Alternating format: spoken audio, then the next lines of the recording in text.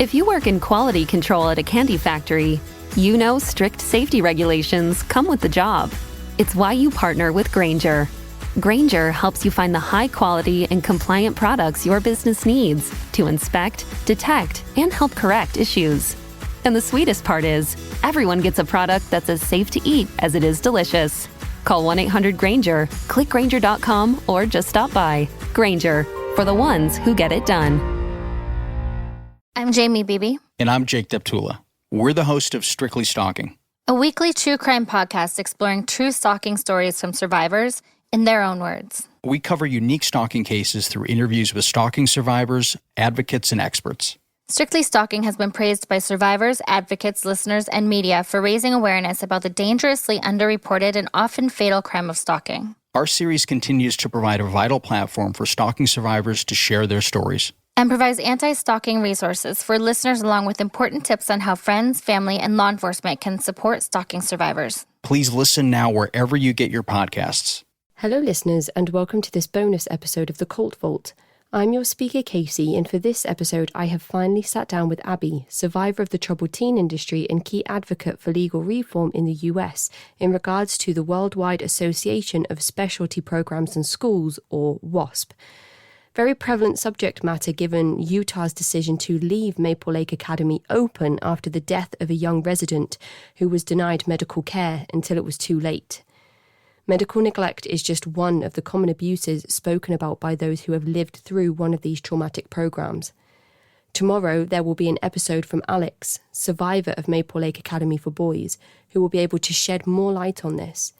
Don't forget that you can access an entire backlog of exclusive episodes by joining my Patreon from as little as £1 a month at patreon.com/thecultvault. And CrimeCon tickets for Glasgow on September 10th are still on sale at crimecon.co.uk. You can save 10% at the checkout by entering the code CULT. We will even be getting together for an evening quiz, drinks and pizza. But for now, here is Abby. So hello, Abby, and thank you so much for agreeing to come and chat with me today about your experiences in the troubled teen industry, but also around the work that you have been doing to highlight the wrongdoings and abuse within these programs and this industry that still exists today. Would you like to start by introducing yourself to the listeners? Of course. My name's Abby. I'm 24. I'm originally from California, but I currently live in Maine, and I am a survivor of 2 troubled teen programs in Utah.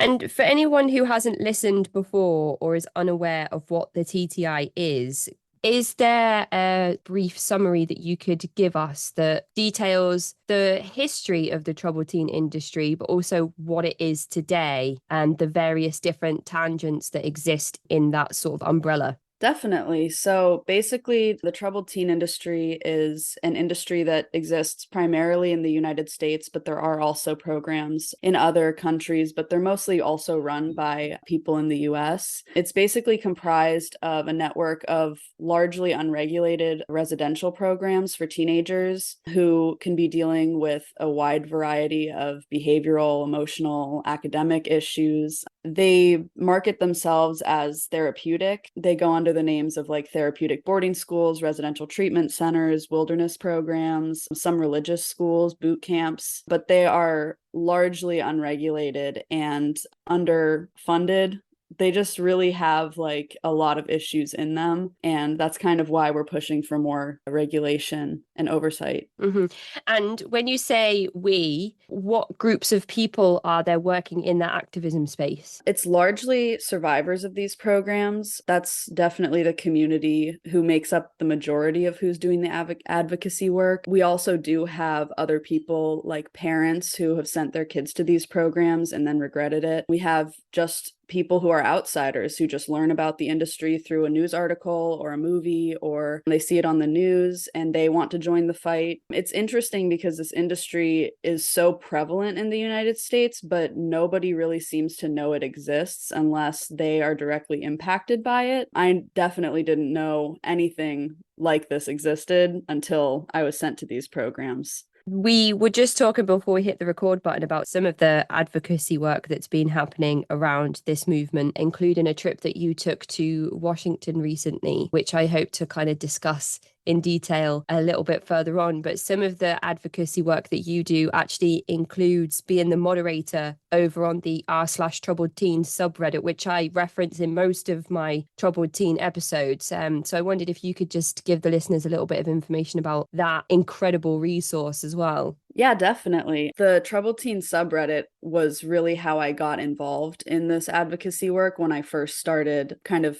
processing my time in Utah. It's just a really great community. We have everyone from survivors to parents to kids who are thinking that their parents are going to send them somewhere, just outsiders of just they learned about it and they want to learn more. It's just a really great space. And I think the community that we have on there is one of the best communities within the scope of troubled teen survivors. People do a lot of incredible work on that subreddit, and we've helped so many parents who are looking for programs for their kids, and we're able to tell them, you should not be sending your kid to these programs, or this is what's wrong with this industry, and here are some alternatives that don't, traumatize kids. And we've had a lot of parents be very, very grateful for the work that we do on there. That sounds amazing. A lot of the survivor spaces that exist, often there are so many trauma responses and triggering content for people that survivor communities can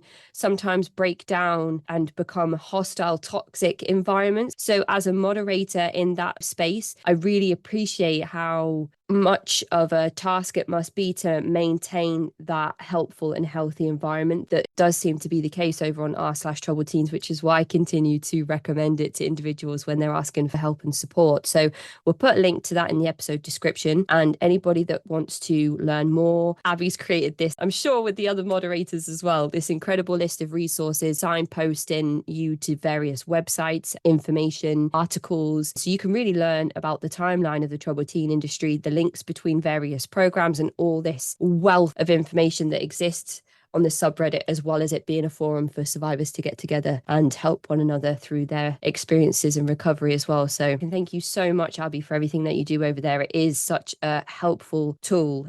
Some of the pages that you sent over to me for reference regarding various programs that we're going to be discussing today, I was shocked at the links between various programs. And I know that this is common between cults and cultic groups, and also common within the troubled teen industry, overlaps and links. But the things that you sent me, I couldn't believe what I was reading. And I wonder if you still get shocked by the links and the names that pop up and all of those threads that sort of come together. Definitely. I'm less shocked now that I know more information about the industry and how it works. But at the start, I definitely was just appalled by how incestuous the industry is. Like, I really started getting into the research that I do when I first started reflecting on my experience. And I just kind of wanted to understand more of how these programs came about. So I started with, I knew that the two programs I attended were connected in kind of a weird way, and I kind of just wanted to learn more about that. So the first program I went to was owned by Aspen Education Group, which was a company that was it was pretty much at the forefront of the troubled teen industry throughout the late 90s and early 2000s. It's pretty much dissolved at this point, but the first program that I went to was owned by Aspen, and then the second program that I went to was owned by a company called Family Help and Wellness. And what I learned while I was at the second program was that the first program I went to, a few days after I left, was sold and reopened under Family Help and Wellness. So it was open under a new name. And that just really struck me as weird, of the fact that it was completely rebranded and then it was also owned by this company that owns the program that I was in at that point. And the more I learned about it, the more I realized that the founder of Family Help and Wellness, Tim Duppel, he was the former executive vice president and CFO of Aspen Education Group for many years. And so basically what Family Help and Wellness has done is buy all these programs that were previously owned by Aspen and rebranded them under their own name, but the staff that work there and the actual meat of the program is largely, if not entirely, the identical. Like that was kind of what sparked my interest in it. And the more I started researching other programs, the more I realized that this was happening all the time. If one program gets shut down, it's either rebranded or all of the staff leave and create another program that's nearly identical, but they claim to have no affiliation with the old programs. It is shocking to me still, but I think it has gotten a little easier to deal with because it helps to know, like, for example, if I'm researching a program, and I know you've spoken about CDU on your podcast before, if I'm researching a program and I'm saying, wow, a lot of what I'm reading from people, this sounds a lot like, stuff that was going on at CDU. They have a lot of the same language and the program sounds the same. Being able to search staff's names that work at that program and seeing their background, oh, look, what do you know? They worked at CDU High School for many years and then they founded this program. So that's actually my favorite part of doing the wiki pages that I do, because it's very satisfying to be able to connect those links and see where one person started and where they are now and what they've learned along the way that they're bringing to this program. It's really, really interesting. It feels like investigation, like real, like I feel like it is. It's like one of those big maps with the red string and you're kind of connecting all of the dots. And I know that a lot of the time this rebranding happens because of allegations of abuse or neglect or misconduct. But actually, the majority of the time, even though these things are happening within these programs, it's because of permits that the school or program moves to the next state or a few states over. Do you think that that's quite a fair thing to say, that it's usually because of permits and not because of the things that are happening inside the programs? It definitely does happen. I think a lot of programs that move states and things like that, a lot of those tend to make that shift after allegations have also come out and they're under a little bit more scrutiny from maybe their licensing body or the media in that state. So it's kind of easier at that point to just move to another state. Definitely a lot of the programs, though, I would say scrutiny is pretty much what drives the rebranding and moving to other places, especially now. It wasn't as big in the early 2000s, but now with how accessible the internet is and social media, especially, it's harder for these programs to do the same things that they were doing even 10 years ago without kind of having more of a harsher criticism from the public when things do come out. A lot of it is covered up and the media doesn't care a whole lot about a lot of the things that have been happening in this industry. It's really only when there's a headline story, like, somebody dies, and that really tends to make the news. But a lot of the like quieter things, even lawsuits, really don't make headlines usually. And as we've discussed in depth across different episodes where we've covered the troubled teen industry, there's probably some chance that that is by design, considering the amount of various industries that profit and benefit off of the backs of the troubled teen industry existing. We've talked about therapists, we've talked about educational consultants, we've talked about courtrooms and judges and all different types of people that might refer or encourage a child or parent to send a child to one of these places. But whitewashing on the internet seems to be another thing that kind of happens with these programs when they rebrand as well. So you do kind of have to do some digging to find whether the program has existed with another name, under another logo, under a different company. So I suppose you've probably got quite adept at that at this point. Definitely more than I was when I first started. It's definitely difficult to find, but what I've learned is that you can't trust the programs when, on Google reviews, for example, somebody's saying, I went to this program 20 years ago when it was called this, and then they respond and they're like, we have no affiliation with that program. Sorry. That is just a complete lie. And they know it, but they don't want to be associated with what the program was called before, because usually there's a lot of bad media about that, or people have just kind of grown to understand that that program was awful. For example, the first program I went to after it was rebranded, I saw a lot of comments on Google reviews and Yelp and stuff saying, oh, I went here when it was called this, it's terrible, and they respond, we don't have any affiliation, we're not that program. And yet I go on their page and I recognize 90% of the staff members that are still working there. And I actually requested my records and they came to me with the new name on them. So they still have the records from all of us who were there before the rebrand, and they've just popped the new name on it. And, it's you can't trust these programs to hold themselves accountable. They really don't do that. And I'm glad that we have so many people on the internet who are now doing that for them and saying, no, I know this is the same program. I recognize all of you. Most of them, you can actually find that in their business licenses. Like I've found quite a few programs where if you go through and look for their business licenses, it literally will have records of the name change and the same license. They've just changed the name.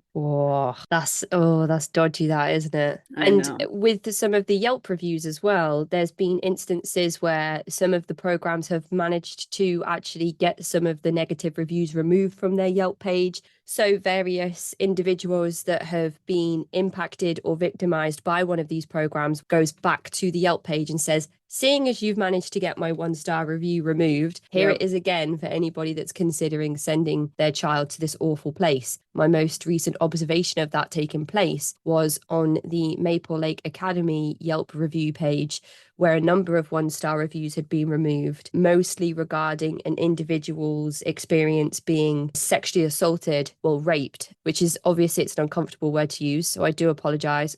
And I will put trigger warnings at the start of this episode. And she's had to repeatedly go back to this Yelp review page and write this story out because somehow that review keeps disappearing from the page. So I'm sure you come across this type of thing all of the time. Yep. There's actually a company called RTC Defenders, which is a reputation management company, is how it describes itself. And treatment centers, therapeutic boarding schools, other programs in the troubled teen industry can hire RTC Defenders to pretty much scrub the internet for them and take away negative reviews, bury them. I've found multiple instances of programs that use companies like RTC Defenders who have so many fake reviews posted that they can't even keep track, and some of them are the exact same reviews copied and pasted just under different fake accounts. It's really crazy the lengths that these programs will go to cover up the abuse instead of actually trying to make changes and work on their program and make it not abusive. Yeah, I would highly recommend looking into RTC Defenders. I know of several companies that are using them actively, and that's why they have,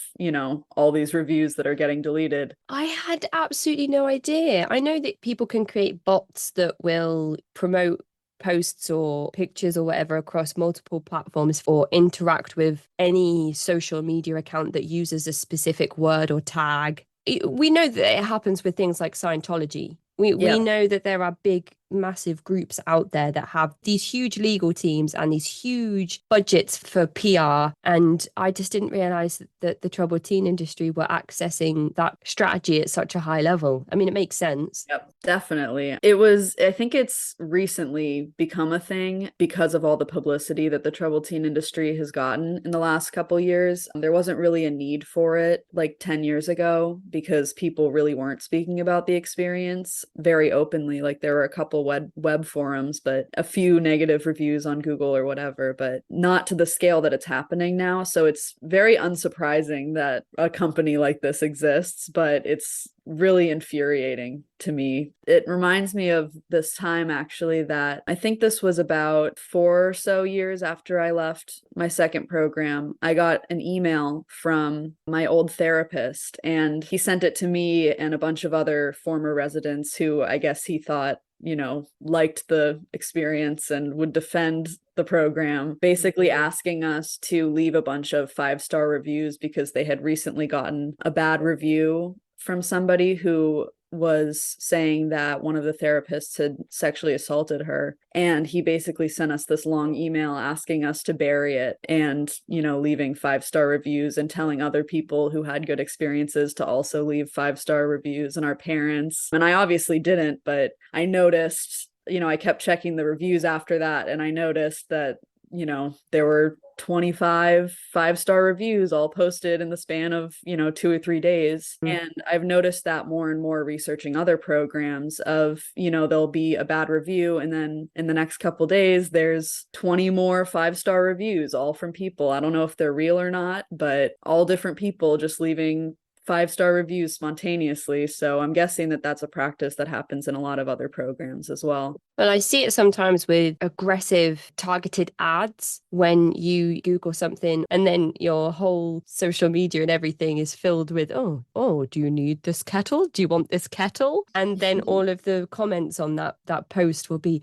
oh, I was unsure about this product, but now it's the best thing I've ever purchased in my life. 5 out of 5, highly recommend. Yep. And they're just all bot accounts leaving the same generic review, but it really does have that consumer marketing impact on the individual when they're like, wow, I really did need a kettle and everyone's saying this one's great, so I'll just buy it now. Definitely. Oh my goodness. And you got in touch with me initially to point out some links between the troubled teen industry and the LDS Church after I had a conversation with Courtney, who came to talk to me about her experiences in the LDS Church in episode 142. And I wondered if you could talk the listeners through some of these links regarding the Mormon faith and Synanon and the troubled teen industry and notable people from history who have been involved in allowing all of these things to exist. Definitely. Yeah. It was definitely a culture shock for me going from California to Utah. I knew very few Mormons growing up, and I actually spent the ages of 11 to 15 living in another country. So by the time I came back,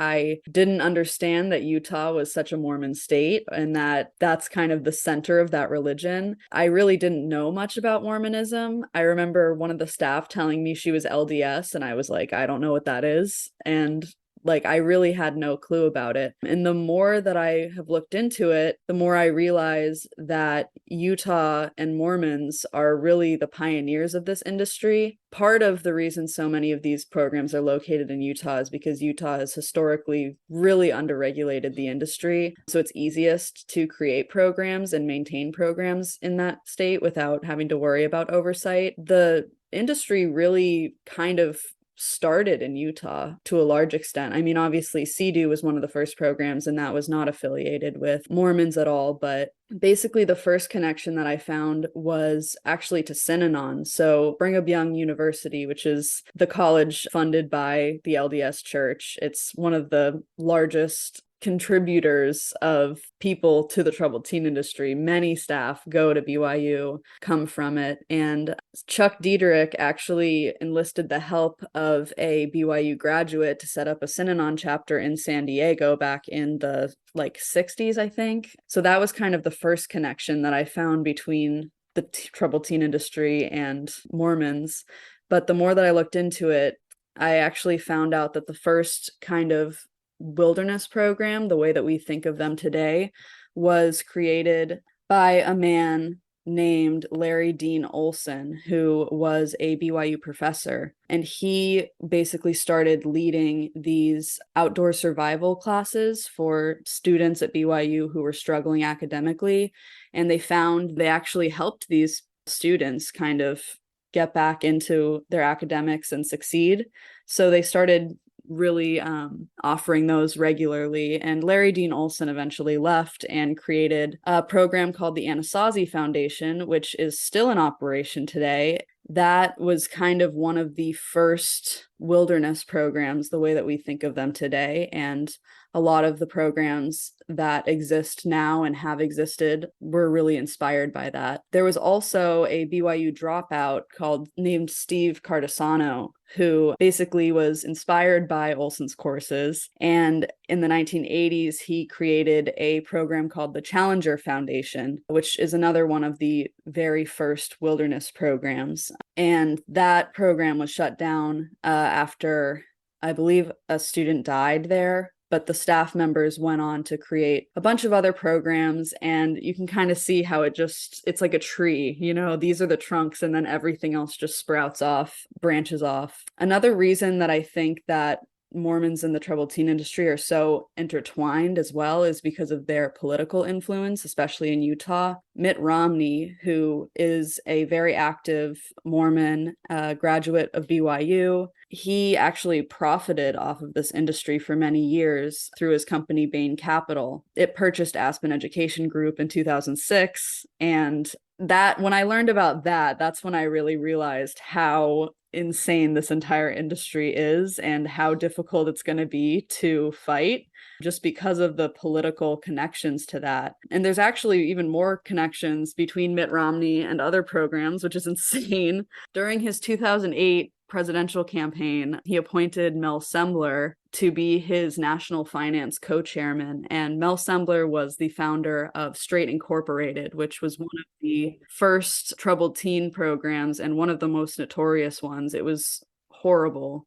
And he also appointed somebody named Robert Litchfield, who was the founder of the Worldwide Association of Specialty Programs in Schools, or WASP, which is another one of the most notorious companies within the troubled teen industry. He appointed Robert Litchfield to be on his Utah Finance Committee. So that actually ended up getting Mitt Romney in some trouble because that was around the time that WASP was being investigated, and many of their programs are being shut down by the authorities. So that kind of drew some scrutiny to Mitt Romney about that. But he is clearly linked in with a lot of different people, especially in Utah, but also just throughout the country who are involved in the troubled teen industry. He also, I believe it's Rick Santorum, he is currently on the board of directors or just on the board of Universal Health Services, which is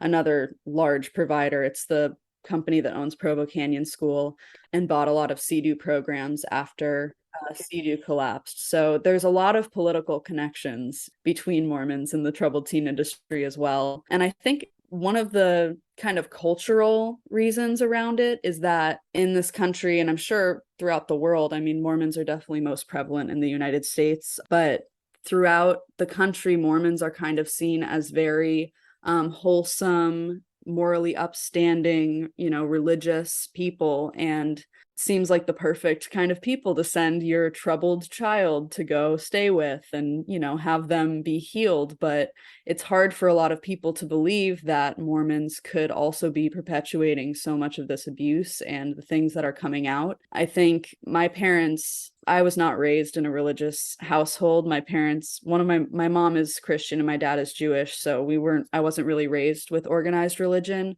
So I think their kind of cultural perception around Mormons was something that drew them to want to send me to Utah, just because they, seem like good people from the outside looking in. And they didn't know that the programs I went to were not marketed as religious, but they definitely had a lot of Mormon influence in them, just from things like the dress code and the things they expected from us to also the things that they told us about how the things we had done in the past were wrong, things like that. It was very influenced by the Mormon religion. And I don't think my parents totally knew that when they were sending me away. Do you think that these programs are also running with the agenda of being some type of conversion or recruitment mill as well for individuals that don't tie themselves to the Mormon faith? Definitely.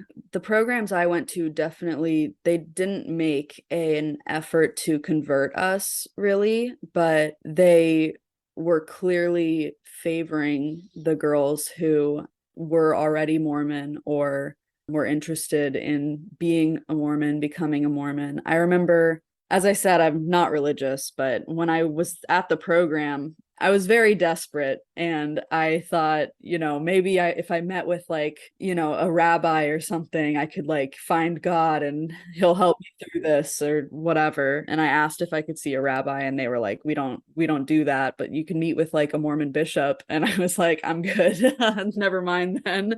Yeah, it was definitely I noticed a lot of the people that I went to these programs with ended up staying in Utah afterwards, and some of them converted. And I've read a lot of testimonies from people saying they tried to convert me, or they made us attend this church, like their church, and tried to get us baptized and things like that. It definitely goes along with the Mormon philosophy of missions and trying to get recruits and, modern colonization of these, countries and trying to get people to become Mormons. So it kind of goes along with that.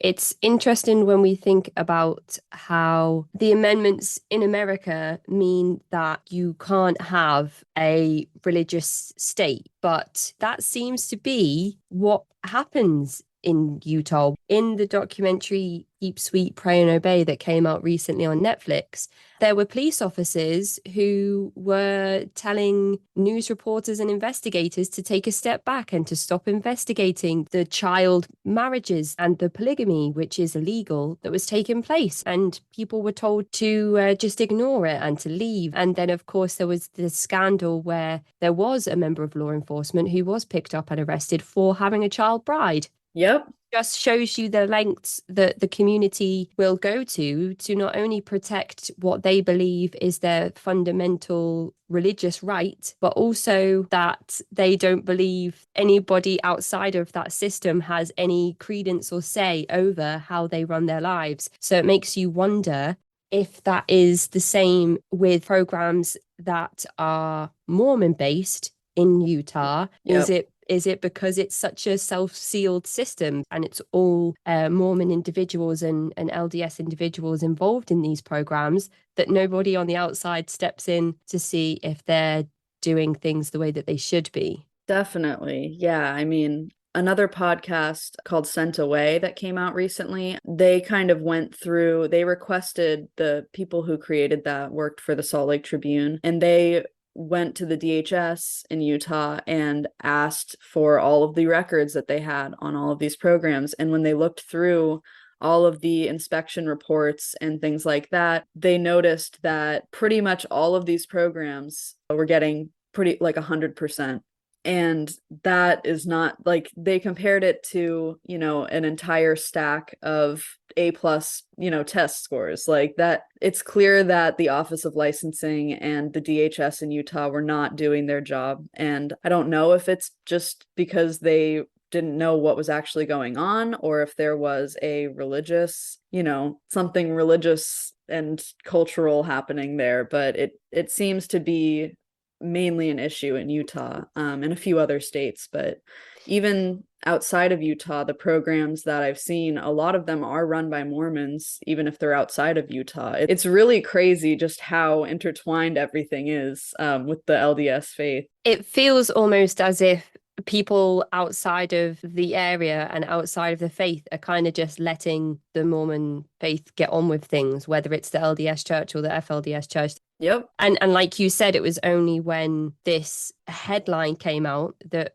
they started to investigate Warren Jeffs himself. And that's when he became part of, the FBI's most wanted list. And I'm sure that it's the same with the troubled teen industry, but it would be difficult to pinpoint who outside of it knows exactly how much and to what extent. Definitely. You mentioned something before about Synanon and Sea-Doo. People I've spoken to, some people say that the troubled teen industry was born from Synanon and the practices that happened in Charles Diedrich's 1960s drug rehabilitation cult. They had scream therapy, attack therapy, and a lot of these people involved in Synanon went on to create Sea-Doo. And then, as you've explained there, it wasn't just Sea-Doo that existed, but Straight Inc.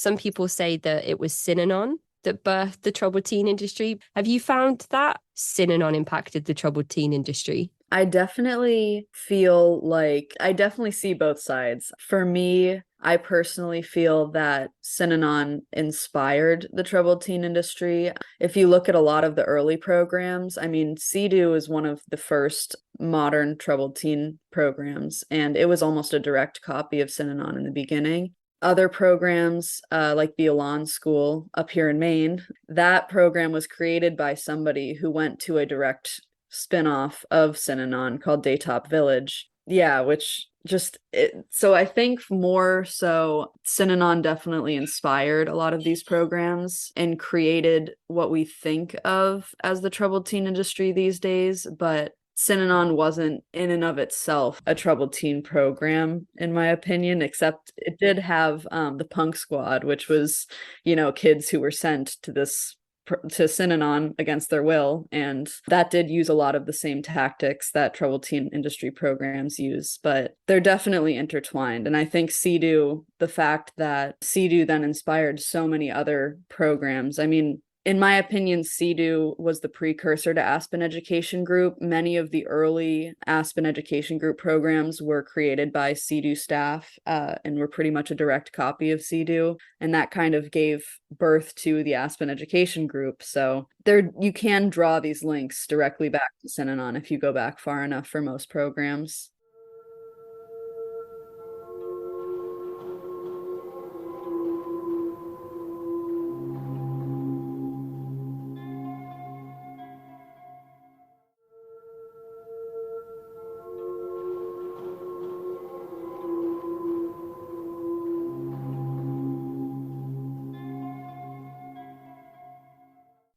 I think that's interesting because when people discuss infamous or notorious cults throughout history, Synanon is one of those groups that will be up there. And there are other programs that we've discussed on the show that have religious ties and affiliations. Tyler spoke to us about their experience in Teen Challenge. Mm-hmm. And I'm actually coming to recognize now that there are many different groups that have like a religious syllabus or religious teachings where the Bible lessons will actually take priority over any type of formal education, which we know is already lacking inside these programs as it is. Are there any others off the top of your head that you can think of that have these religious ties? Yeah, there definitely are. One of the ones that comes to mind are the roll-off homes, which they're places like the Rebecca Home for Girls and the Anchor Home for Boys, which is still open under the name Anchor Academy now. But those programs were created, I think they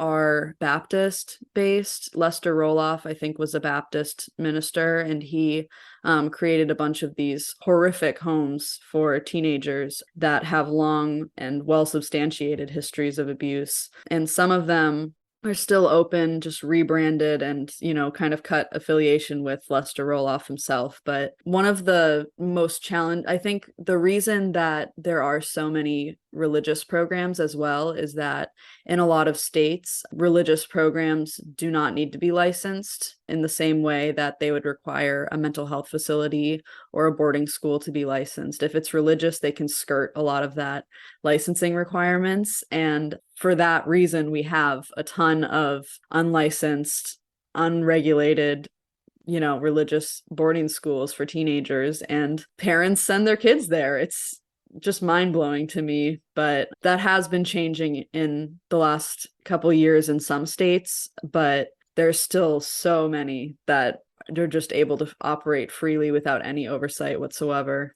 The conversion and recruitment side of the programs and the religious doctrine that is put onto the individuals that are being forced to take these programs. It's kind of akin to MLM programs, multi-level marketing programs that we've heard about on the show, but on different documentaries as well. We know that LuLaRoe is created by two people that are Mormons. I don't think that they identify as severely as they did when they first founded LuLaRoe. But even talking about Amway and the episode that we did on the show where the individual was told by her church group that she had to not only sell Amway products, but also recruit and convert individuals to the church who would then be told to go and sell Amway products. It kind of feels that these programs do the same thing in the sense that they recruit and convert individuals to the various faiths that they align with, but they also then recruit and convert the people that take part in the programs to stay on as staff members. And so when these other programs start up, it's actually a lot of individuals who have been through these programs that end up becoming the staff that are on the payroll. Would you say that that's a fair analysis? Definitely. Yeah.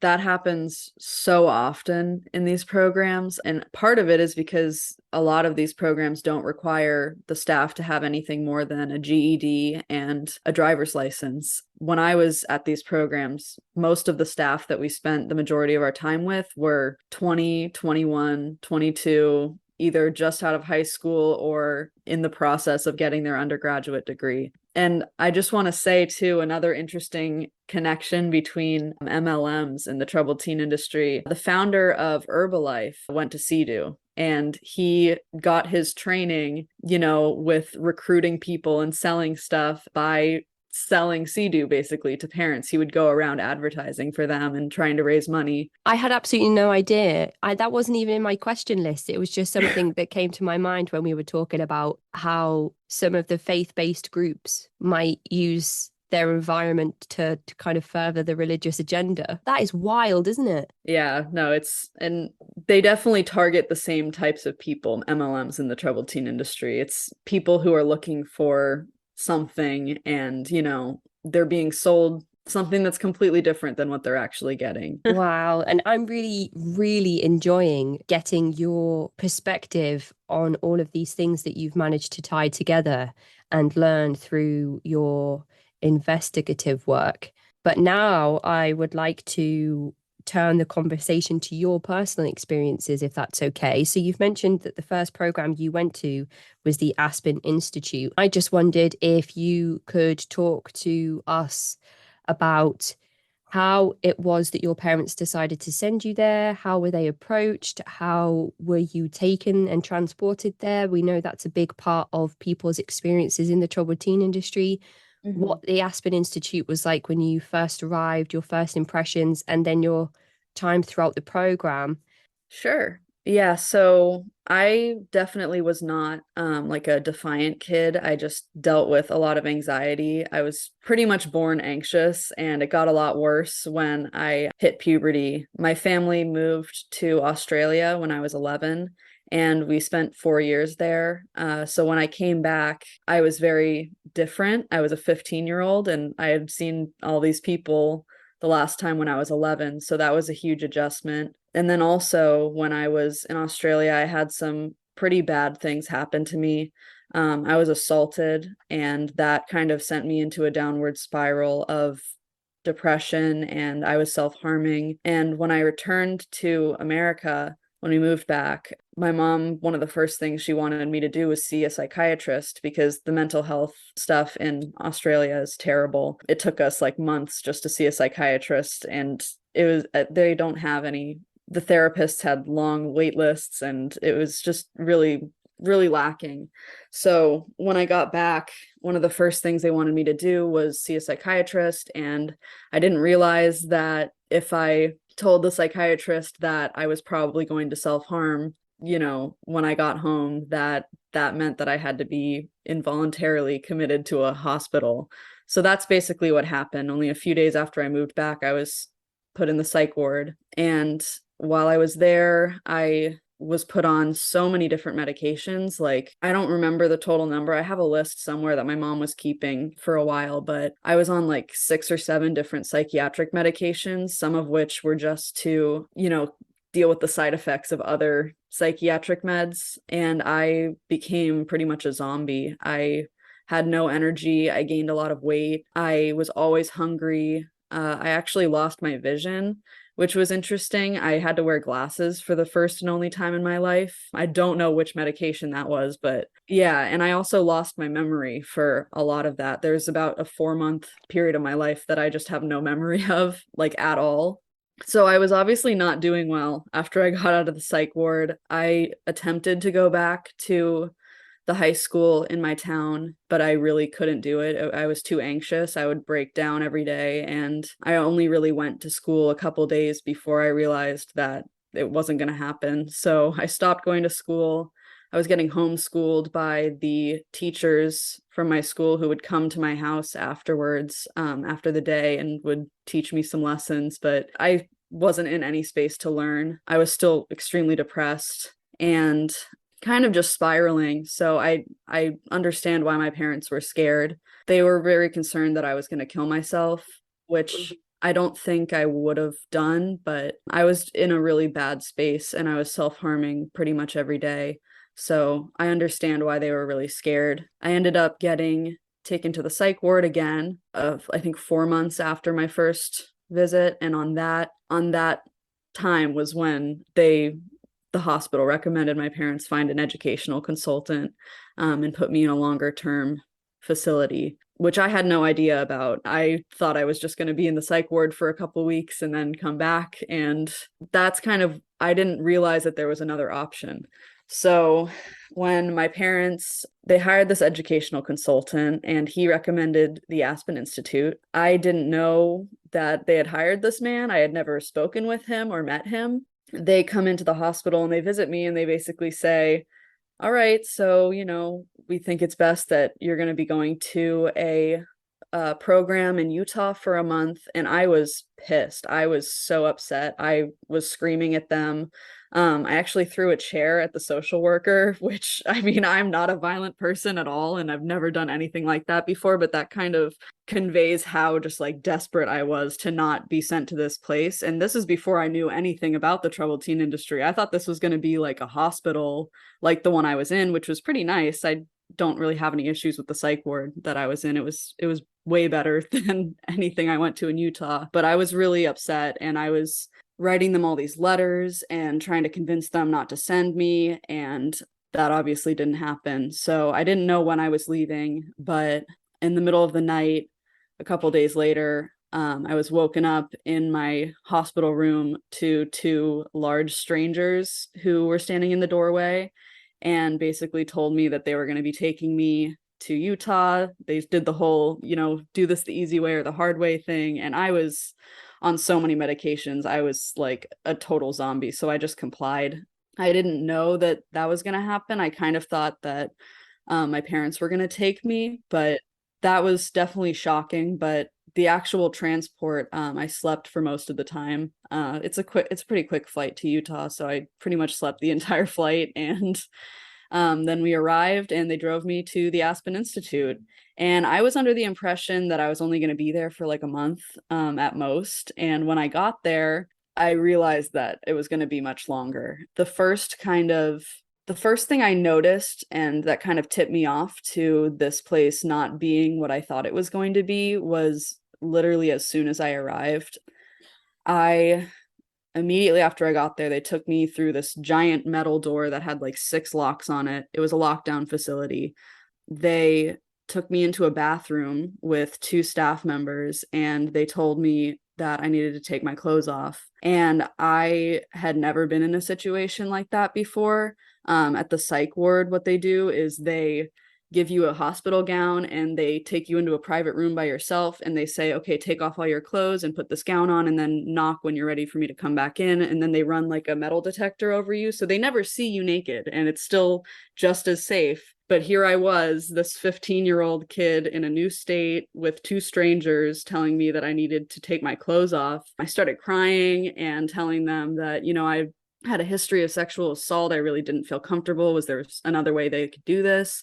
And I don't remember the exact language they used, but the gist of it was, you're going to take your clothes off or we're going to take them off for you. Ugh. So I actually didn't even realize I was supposed to take my underwear off until I took all my clothes off. And then they were like, no, the underwear too. And it was the most humiliating experience of my life. You had to stand there for like 20 minutes after that while they have this like outline of a body that looks like what coroners use.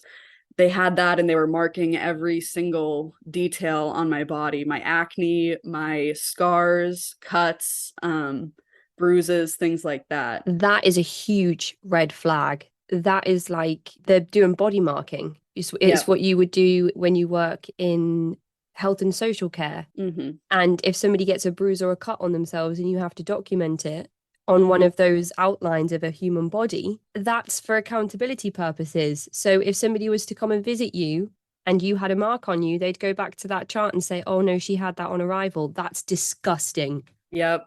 Yeah, no, it was very shocking. And I didn't realize that because I had had a history of self-harm, I actually had to get those body checks done like 3 times a week for my whole stay there. And a lot of the time they were by male staff, which made me even more uncomfortable. And they would always give me the excuse of, oh no, I'm a medical professional, it's fine. And it's like, well, you're supposed to be helping me, and I have trauma around being naked in front of men I don't know. And also it's just nobody wants to do that. No 15-year-old girl is like wanting to get completely naked in front of strange men that they barely know, but they didn't care. And that was it. I definitely kind of became numb to it after a while, but I noticed after I got out, it still makes me very uncomfortable being naked around pretty much anybody. That was kind of my first introduction to the troubled teen industry. And that's kind of when I realized that this place wasn't the place that I thought it was. And it's probably not the place my parents thought it was either, because if they knew what was going on there, they would have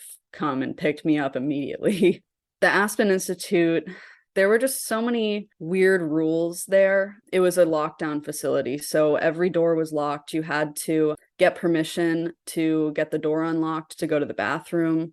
And then a staff had to wait outside while you used the bathroom. And the way the bathroom was set up was it was this big room that had 2 shower stalls on one side and then 2 toilets that were in stalls with like swinging doors that didn't lock.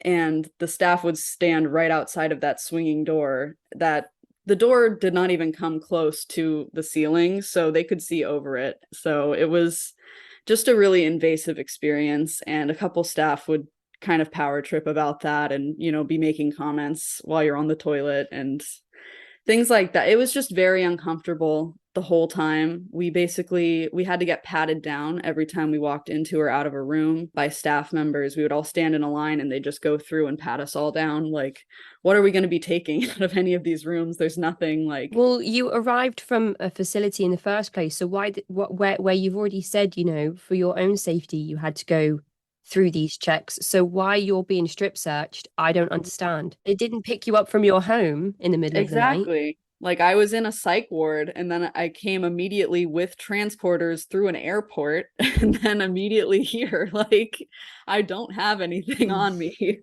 But that was like a constant thing. We just always had to get patted down and the body checks, and we weren't allowed to wear shoes, which was weird. They took all of our shoes because we didn't really go outside anyway. I developed a severe vitamin D deficiency while I was there and had to start taking tablets for that. It was just a very controlling environment, and you were constantly being watched.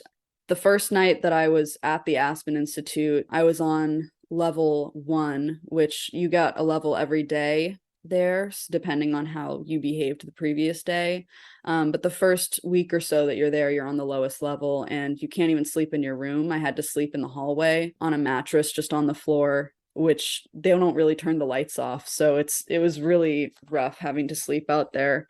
And there were people who were on level 1 for like months, or like for their whole stay. So that was pretty much, they didn't have a room. Like, they just slept in the hallway every night. One of the worst things at the Aspen Institute was they had, I forget what they called it exactly. I think it was either the seclusion room or the timeout room or something along those lines. I actually didn't know that they had that until I saw it being used. It was the door right across the hallway from my room. And one night there was a girl who had really severe issues, like more than I think a place like this was set to deal with, like psychosis kind of stuff. And she had had a really rough life, and I felt really bad for her. She didn't belong. I mean, none of us belonged in a place like this, but she was clearly not getting the help she needed. She was screaming and crying because she missed her family and wanted to go home. And they restrained her in the hallway and then dragged her into that room, which I didn't even know what it was at the time, but they were unlocking it, and it had no windows. It had one tiny little window that was like 6 feet off the ground, so staff could look in and check. But they threw her in that room and left her there, and you could hear her like banging her head against the walls. And by the time she came out, she had like blood literally all over her face, and her face was so swollen from crying and screaming. And it was like, that's I mean, that's one of the things from the Aspen Institute that really still haunts me. They didn't use it often, but when they did use it, it was just horrible. And it was something that impacted all of us who saw that happen. So as soon as I saw that happening, I was like, I'm never acting out in here. I'm going to do whatever they say. I'm going to be on my best behavior. I want to go home. And I found out later that that room, basically all that was in there was a drain and concrete on the floor and then white tiles on the walls, and that was it. No furniture or anything. That's just all it was. And yeah, I saw probably 4 or 5 kids be put in there throughout the almost 3 months that I was at Aspen. And I think Viewpoint still uses it. The Aspen Institute is now called Viewpoint Center in the same building and everything, but I've heard from people who went to the program when it was called Viewpoint that they still use that seclusion room, which is just horrific to me. Yeah, that kind of sums up a lot of the stuff. There is one story that I want to share because I remembered this recently, actually, earlier this year, and I think it kind of sums up just the sadistic nature of this program. One night, well, early in the morning, we were woken up by the fire alarms going off at like 5 in the morning, which I thought it was a fire drill or something, which is fine, but the staff came running down all of our halls and yelling, "There's a tornado coming at us. There's a tornado coming at us. You have to get out right now." And they're screaming at us, like, seemed very real. I had never lived in a place where tornadoes happen, so I was terrified. I didn't know anything about tornadoes pretty much, and I was picturing this massive tornado coming right at our building. They were yelling, "It's coming right at us. It's gonna, rip this whole place up. We got to get out, pack your stuff up." And so we were all packing our stuff. A lot of people in that program had horrible anxiety disorders, myself included. So there were a lot of people having panic attacks and crying and like screaming. I thought I was never going to see my parents again. I really thought I was going to die. And right as soon as they're about to unlock it, they all turn around and they go, "April Fools." And it was all just, which none of us knew what day or time it was. Like, nobody knew it was April Fool's Day. No, like, what kind of sick joke is that to play on a bunch of like children with like mental health issues to like basically tell them that they're all gonna die? And then we just had to resume as normal and pretend that nothing like that happened. So that was one of those things that I remembered recently and was just like, oh my God, like, everything I thought I remembered about this program, it just keeps getting worse and worse. Yeah, it was just a really messed up place. And I was there for about 2.5 months. And I thought I was going to be going home afterwards, but obviously that didn't happen because they don't recommend that anybody goes home after that. It's pretty much a holding cell until they can get you into a longer term program. That's what I've kind of learned about it. It feels like as soon as you're in that referral process, you're then kind of kept within the industry for as long as possible. And it seems typical that most individuals, as you explained, you thought you were only going for a few weeks, but you actually end up staying for a long time, or you end up staying for a few weeks and then you're transported to another longer term program where the average stay is, I say in air quotes, the average stay is 12 months, but most people end up staying for like 18 months because, of course, Yep. Every single month that you're there, they get more money. Mm-hmm. What you've mentioned there about that, the actual holding cell in the building is heartbreaking. That individual clearly needed so much help. I know. That's one of those things that like haunts me still. And I wish that there was a way for me to find that girl and see how she's doing now, but we weren't allowed to know each other's last names or anything. So I just hope she's doing all right now and that she knows that what happened to her wasn't her fault. If you think about the justice system and you assume that when it works correctly, as it should do, but doesn't always, people that are found guilty of their crimes that are punishable by prison time, they go to prison. And within these prisons, which is already your form of punishment, if you can't adhere to the prison rules, you'll be put into solitary confinement. These are children that have been sent to these treatment centres and programs to be helped. How is that helping any child. It's insane. I mean, learning that solitary confinement has actually been banned in juvenile prisons and juvenile detention centers, but it still happens in these private troubled teen programs. It's just insane to me that they keep getting away with this. And this was, I mean, I was sent to the Aspen Institute in 2014, like that, really not that long ago. And I know that this stuff is still happening in so many other programs throughout the country. It's heartbreaking. It's part of why I do what I do, because I really just want to see this industry burn.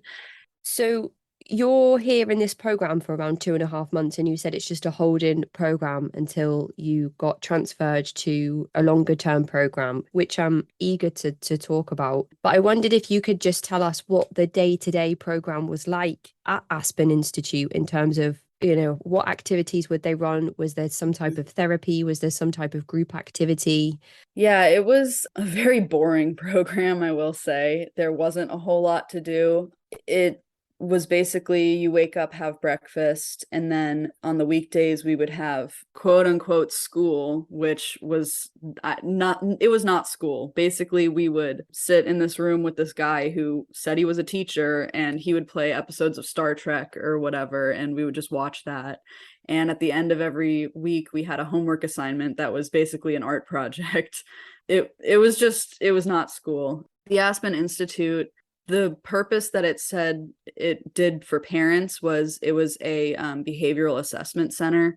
So they would do comprehensive psychiatric evaluation of you. That I actually have a copy of mine, and it is just riddled with all of these crazy lies that they made up about me. It's really insane to see that and just know that my parents read that, and that was why they decided I needed to go to a long-term program. There was just a lot of really blatantly made up things in that about my history and things that I know I never said to them, that they're, but they're in the evaluation, so my parents believe them. Anyway, I'm getting off topic, but after school, we would, I think, have like room time where we were just like in our rooms for like 30 minutes. If you were on a high enough level, if you were on level 1, you had to sit in the hallway during that time. And then I think we usually had some sort of like therapeutic group, which was pretty much just people saying like how they were feeling and just talking about it. And then some days, if you were on level 2 or 3, they would take us right across the like this little pathway to Island View, which is another troubled teen program owned by Aspen Education Group. It's also now rebranded as Elevations RTC under Family Help and Wellness. So the Aspen Institute was like a branch of Island View, basically. Like the kids at Island View called it the psych ward because it was like a lockdown version of Island View a little bit. And they would take us to the gym at Island View some days, and we could like play dodgeball for an hour or something like that. And then we would come back and eat dinner and go to sleep, shower and go to sleep. It was super mundane. We did have therapy. My old therapist at the Aspen Institute is now the clinical director of Viewpoint, so she's still there. And my therapy sessions were pretty much me just like trying to see if she was going to recommend my parents to send me to a longer program or not, and trying to convince her that I wanted to go home and that I needed to go home, which I think that might have worked against me. But yeah, that was pretty much the day to day. And then your last couple weeks there is when they start doing the like psychiatric evaluation. So basically for that, they just pull you at random times in the day to go and like do a test or two, and then they, drop you back off and you can rejoin the group. But that was pretty much it. We sometimes got to go outside into this little like fenced in yard area that had like a 10-foot high chain link fence around it, and we could just kind of go outside and like sit there for like 30 minutes a day. It sounds like actual prison. It really felt like it. Like, I remembered thinking several times there, like, why am I in like a jail-like setting? I didn't do anything bad. Like, I was just a mentally ill teenager and I'm being treated like a prisoner. Yeah, it was a really weird time. So the recommendation is that you attend a longer term program. Your parents have sent all of these notes and evaluations of these impromptu sessions that you've been called into.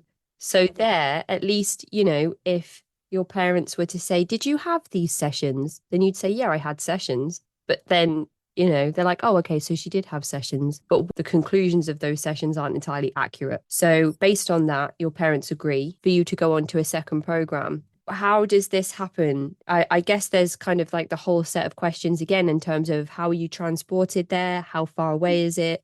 The name of the program, your first impressions, the day to day, notable events that happened there, and the set of conditions that individuals are expected to exist in when they're at this program.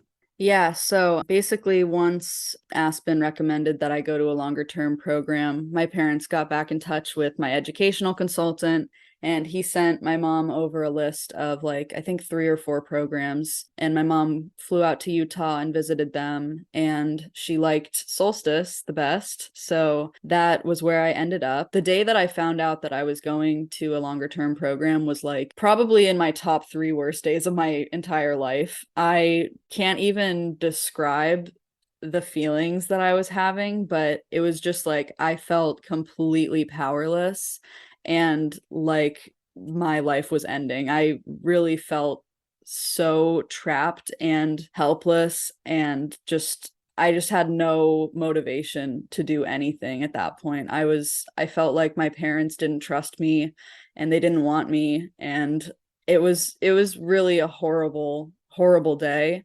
I eventually kind of accepted that I was going to be going to a longer program.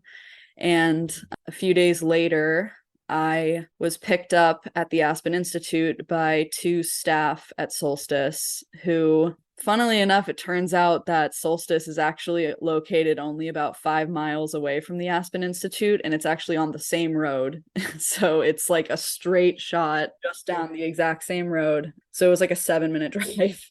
And they picked me up and they did my intake at Solstice, which was pretty much the same routine as at Aspen, with they took us into the nurses station with 2 staff and did the strip search again, which at that point I was kind of used to. So I didn't really even bat an eye about it because I had been getting that done 3 times a week for the last 2 months. So they did my intake and I was assigned a big sister who was this really awesome girl. I honestly loved her. She really made me feel a lot more comfortable in the program at the start, at least. And I could tell she was trying to be comforting, and that she didn't really totally believe the things that she was telling me about, it's not that bad. It's a nice place. They really care about you. But you could kind of tell that she didn't totally mean that. I was put on summer teams. So Solstice divides the residents. When I was there, I think they have 4 teams now, but when I was there, there was summer team, winter team, and autumn team. So I think they also have a spring team now. But when I was there, there weren't enough people there for there to be 4 teams. And you're assigned that based off of your therapists. So each team had 2 therapists, and everyone on the team was assigned to one of those 2 therapists. So my therapist was this woman named Melissa, who was every time that my first day, everyone was asking, oh, who's your therapist? What team are you on? And like every time I would say that it was Melissa, people were like, oh, I'm so sorry. Like she was known as like the worst therapist in the program, at least on summer team. She was the worst of the 2. And that really freaked me out because I was hoping that once I got into a session with her, I would start talking and she'd realize that I don't belong in this place and she'd recommend my parents to come pick me up. That was like my game plan when I got there. I was like, I don't belong here. I'm going to convince them I don't belong here. And obviously that didn't happen. My first session with Melissa, which I think happened on maybe the second day I was at Solstice, I kind of tried to convince her that I shouldn't be there and that, my issues aren't that bad and I'm ready to go home. I just spent 2 months in another program and that fixed me and I'm fine. And she was like, oh, you should just fly through the program then, huh? Like just not budging whatsoever. So at that point, I kind of realized like, no, I'm stuck here and I have no way to contact my parents. I was not given the privilege of being allowed to talk to my parents until I think you have to be on the 2nd level. And at that point, it's a 5-minute phone conversation once a week, and it's monitored by staff who are listening in and can disconnect the call at any moment if you say something they don't like. So that's when it kind of sunk in that I was going to be there for a while. My parents told me that the length of stay was around 6 to 8 months. That was what the program told them. And once I got there and met my team and everyone was going around saying how long they'd been there, I realized that the majority of those people were there for, 6+ months, and they were only on the 4th level. And there were 7 levels in total. So the average length of stay was more in the realm of 12 to 18 months. And you really had to work hard to get out in 12 months. That was like pretty much unheard of.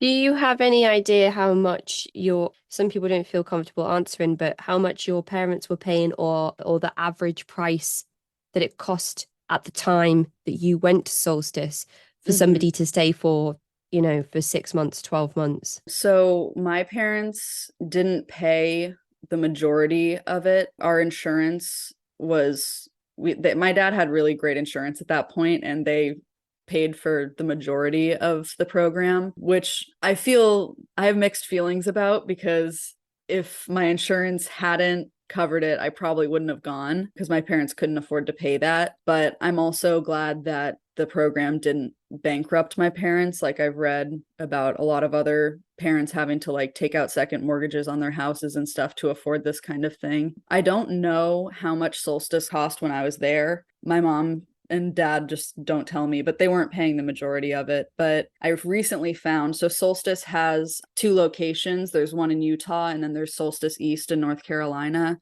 And I found a document that they uploaded recently that the price of it is, I think, $13,350 a month. So that equates to about $150,000 a year, which is twice as expensive as most colleges. Most expensive colleges. Like that, it was $150,000 a year. That's crazy. Yeah. That's like a house on the road that I live on. And that's pretty typical in these programs. Like, I've heard of programs that cost $20,000 a month. Like, they really are. I mean, it's almost ingenious. If it wasn't so evil, it's such a good idea for a profitable business. You can charge them whatever, and the actual costs of running these places are dirt cheap. That is such a huge amount of money for your child to be sent and probably abused, for their well-being and mental health to decline even further, and for you to either be paying back your insurance, for your insurance premiums to go up, or for you to just be in a heck ton of debt. It's really crazy to me. And I mean, it probably was a little bit less expensive in 2014, but probably not by much. When you're a teenager, you're still kind of trying to appeal to the goodness in people, because, you're trusting and you're young and you don't have, worldly experience. So you're not thinking, wow, they really want $13,000 from me for every extra month I stay here. So you plead into your therapist, to go home, thinking, yeah, she'll definitely send me home because she'll see that that's what's best for me. You don't think to yourself, obviously she's never going to do that, because then how many thousands of dollars are they going to miss out on if they just send home every child that shouldn't be there, which is probably every single child. Exactly. Yeah. No, and I think one of the reasons I was kept so long was also because my insurance paid for most of it, which a lot of girls would get pulled once their parents couldn't afford it anymore. But they knew that my insurance was going to keep paying for it, and they could keep me there as long as they wanted, and just kind of milk that. So I ended up being at Solstice for a little over 13 months. Such a long time. And North Carolina, you mentioned there, seems to be another hot spot for these programs. So is that like another unregulated state? Definitely. Yeah. It's very similar to Utah in that it's slightly more regulated, but barely. And there have been historically and are still quite a few programs in North Carolina. It's similar to Montana in that way too. Montana and Idaho are other kind of like hot spots for these. Just, it's easy to open a program there. You don't really need any certificates or degrees, and licensing is a joke. North Carolina is getting better. The DHS actually has started to step up and take notice of these programs in the last couple of years, but it's still going to take a long time before it's, regulated in the way it should be. So in your 13 months that you're at Solstice, how often are you supposed to see this therapist, and you're in this summer group as well? So are there group activities that you take part in? What does your average week look like in terms of the structure of the program? Basically, the team structure, how that works is you spend most of your time just with that group of people. You do interact with the other teams during like meal times and workouts and things like that, and in other groups, because you have groups with your team and then they have specialized groups that you get put into depending on your issues. So you do interact with other people, but your team is kind of who you spend the most time with. You go on community service things with them on the weekends when you have the privilege to do that, and off-campus activities on Fridays. If you're on, I think you have to be on the 3rd level to be able to go on off-campus activities. But the day-to-day structure was basically we would wake up, have breakfast, and there was a ton of stuff that happened even before breakfast of, having to be in line, sitting silently. We would have, well, let me back up by talking about community roles a little bit. Basically, every team had different roles that needed to be filled on their team. So each team had the same community roles, but different people filling them. So the first one that you're usually put on it when you're on the 2nd level, is called Thumper. And you have to wake up 10 minutes before everybody else and wake them up and make sure they're in line on time. And there was another community role called Cover Girl, who had to make sure we were all in dress code. So we would have to stand there and they would make us raise our arms to make sure that our stomachs wouldn't show. And if we were wearing shorts, that they were the proper length and things like that. It was just very strict. They had a lot of rules about clothes and what could be on shirts and how long they could be and how thick straps, it was just very every part of our lives was controlled by this place. We would have breakfast, and then on the weekends or on the weekdays, we would have school from, I think, like 8 a.m. to like noon. And then we would have lunch. And after that, we would usually have like a group, like a therapy group. I forget what days we had what, but we had like a schedule of like every Monday we would have this group, every Tuesday we would have this type of group. And some of the groups were things like they would do like art therapy and DBT and things like that could have legitimately been helpful if they had been like taught by people who knew what they were doing and like actually had like, the credentials to be teaching DBT and things like that. But the majority of them didn't. One of the groups that we had that I always dreaded was called Feedback Group. And we would have that, I think, every Tuesday. And that was basically attack therapy. It was just a time for, we all sit in a circle and they pick someone who maybe has had a bad attitude or something, and everyone just is required to pretty much attack them. Not as violent as happened in like places like Cedu and Alon. Like there wasn't really much screaming and things like that, but it was just like very intense humiliation.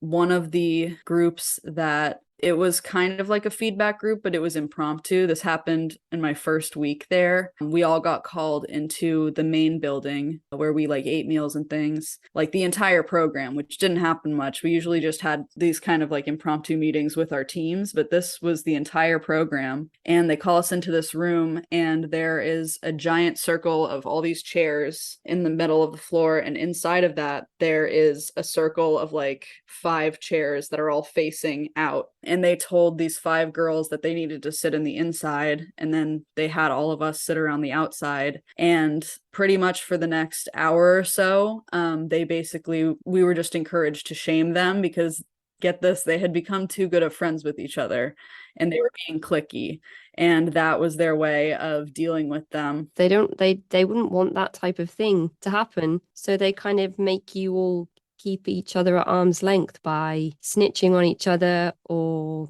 shaming each other in sessions, which of course, if you don't do, you'll then be forced to endure the shaming yourself. Exactly. Yeah. It was like there was actually someone who tried to stand up for them, and she ended up getting like reamed by this therapist. Honestly, like she was saying like, I don't think that they're I don't think they're cliquey. I don't think they're being exclusive. Like I think I consider myself friends with them. And the therapist, like, which this guy was awful. He doesn't work there anymore, thank God, but unfortunately works at another program now. He turns to her and he goes, "Really, you think any of these girls would be friends with you outside of here?" And like that shut her up super. Like it was just that kind of environment of like just we were getting attacked like all the time. And at one point they called on me because I was new, and they called out one of the girls in the inner circle, and they were like, "I bet you don't even know her name. I bet you don't even know where she's from," and all this stuff, just like putting me on the spot, which I was like, I don't want any of this attention on me right now. Like, I'm sorry, I just got here. I don't know what's going on. So that was kind of my introduction to the type of environment that Solstice was. And we had groups like that a lot, actually, usually just with our teams, but that one was with the entire program and was probably one of the worst ones. We had, getting back to groups, they put us in different groups depending on our issues. So if you had like a substance abuse problem, you were in substance abuse group. They put me into a group called Healthy Boundaries Group, which is one of the worst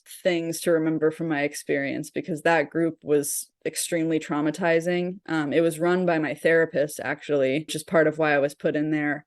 And I was not a promiscuous person. I was a virgin. I had like a boyfriend before, and we'd like kissed and stuff, but nothing like extreme. And I was basically put in that group because I had been assaulted. And we nicknamed it slut shaming group because that's pretty much what it was. It was just the therapist talking about how we were all so promiscuous and that we needed to like save ourselves and all this stuff. And yeah, it's awful. One of the things that you have to do to get out of it, like when you're done with the group graduating, you had to write down a detailed sexual history and share it with the entire group. And that was humiliating, obviously.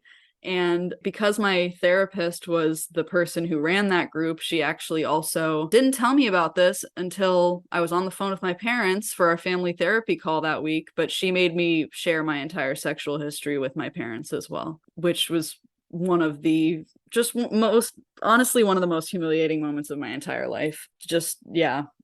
Oh my goodness, Abby, that sounds horrible. You're trying to overcome this trauma that you've experienced and this abuse that you've been through, which has had a domino effect on your mental health and well-being throughout the years leading up to your time at Solstice. And you're put in a group that basically victim blames you for being assaulted. That is absolutely abhorrent, Abby. I'm so sorry that happened to you. That's awful. It's okay. I mean, it's not okay, but I've dealt with it now to a point where I can actually like talk about it and without crying. But one of the things that really struck me when I first got there was, obviously I felt like the assault had been my fault before getting there, just because I feel like when people go through things like that, they naturally kind of look for, oh, well, what did I do? Did I have some of the blame? So I already felt kind of like it was my fault, but I knew from, culturally that no, it's not the victim's fault. And I kind of expected a little bit more of like that kind of environment when I got there to like, reassure me. But one of the first assignments you do at Solstice is called the Letter of Accountability, which you have to write this long letter detailing every bad thing you've ever done and the reasons that you were sent to Solstice, and you send it to your parents. And I actually had to rewrite mine like 3 or 4 times because my therapist wanted me to include my sexual assault in that, and she wouldn't let me send it until I had basically taken accountability for being sexually assaulted because I had been drinking when it happened. I had to take accountability for being assaulted, and that continued throughout our therapy, where she would talk about that a lot and say, well, if you hadn't been drinking, then that wouldn't have happened, and all this stuff. It was just, I've never had a therapeutic experience like that in my entire life, and I've been in therapy pretty much since that and before it, every therapist I've spoken to has been like, there's no way. Like, nobody would ever say that. There's so many different problems with everything that you've just said regarding this one woman. Is she like staunchly Mormon? Yeah. Oh, yeah. She's probably been brought up with these messages that sex is sinful. And if you are involved in it in any way, especially as a woman, that makes you unclean and it's your fault, no matter how the interaction has happened, you know. And the purity culture is so prevalent in the regimented clothes that you have to wear and the way that you are modestly supposed to present yourself within this program. This woman cannot be a licensed therapist, surely. She is. I actually looked up her license. She is a licensed marriage and family therapist. She got her degree from BYU. So yeah, I mean, that's the thing. Whenever I tell people outside who don't understand, maybe don't know much about the troubled teen industry, their first thought is, well, there's no way that these people are licensed. There's no way that these are real therapists, but they are. And that was shocking to me too, because there are so many other therapists who did and said similar things that were all licensed and have a clean record, and yet they have done these things for years and years and years. Like, it's mind-blowing. I'm so sorry that happened to you, Abby. It's inexcusable for you to be blamed in any way whatsoever, no matter the condition you're in, or you've been drinking, or the clothes you're wearing, or the area that you're in, or the friends you're hanging out with, or any of the external conditions that, you know, were in effect when this abuse happened. None of that leads to you being responsible for your own sexual assault. Absolutely ridiculous. Yeah. And must have been so damaging. That is not, you know, that's anti-therapy. Exactly. No, and I definitely know that now, but for a long time afterwards, I became brainwashed when I was at Solstice. Like, I truly was. And there are a lot of examples of how I was brainwashed, but one of the things was that I really truly believed that had been my fault. And I ended up actually getting assaulted after I left Solstice, again, actually right before I went to college, by someone who was a very close friend of mine. And I had been drinking at the time, but not very much. I had like a beer and was spending the night with a bunch of friends at one of their houses and was assaulted by this kid when I was asleep. And when I told my parents about that, their first reaction was kind of like, oh, well, you had been drinking, right? And that was something that really damaged me, that comment. And that, my parents are wonderful people. I love them so much. But that was all Solstice. I was then going to say, you know, you mentioned brainwashing, but the extent of it is it's going further than just your own experience at this point. You know, even from the evaluations that your parents were sent, the phone conversations, the family therapy, it's being controlled and it's all being moved in the direction that the therapist wants it to go in, very carefully and meticulously, through her getting you to rewrite. It's like a coerced confession, isn't it? You know, we hear about false confessions. Yep. And people are told that they're led and directed and coached to the position that the person wants them to be in. So by getting you to rewrite that 3 or 4 times until she's like, okay, I'm happy with that, now you can send it. Absolutely ridiculous that this person is in a position of authority. Exactly. And how do your parents feel about the programs now? Oh, they're on my side with it. It took a while to get there, but they've apologized many times, and I really genuinely do forgive them. They didn't know what they were getting into. They were listening to professionals, or who they thought were professionals, who, you know, they were trusting these people who said this is the only place that she can be or she's going to kill herself. They didn't know what was going on there. I had no way of telling them because all of my communication was monitored and censored. So I really don't blame them whatsoever. They really were trying to do what was best for me. And I think I probably would have done the same thing if I were in their shoes and I didn't know anything like about the industry.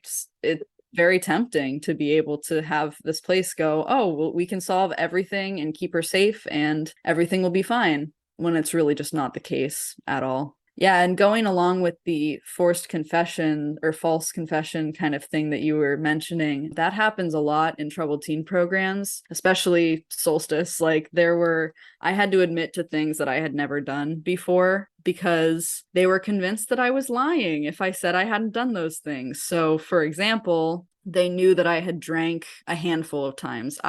I was living in Australia where, drinking culture is very prevalent and a lot of my friends were drinking. So when we went to parties, I would drink. And I definitely was way too young to be doing that kind of stuff. But I was also really depressed and kind of using it as like a little bit of an escape, I think. But they knew that I had drank like a handful of times. And when I told them, that no, that's, I was only at parties, I'm not an alcoholic, like I just, I was a teenager experimenting, they didn't believe me and they wouldn't let me kind of move forward with the program until I admitted that, I had been drinking every night by myself in my room and, I drank at school. Like I would bring liquor to school and drink it and all this stuff that never happened. I never did anything like that, but that became part of my narrative because that was the only way that they would let me move forward was if I admitted that all of these things were happening. And then of course, during family therapy, I would tell my parents these things and they were like, "Oh my God, this was so much worse than we even knew. Thank God she's at this program." So it kind of serves to like, wow, look how incredible this program is.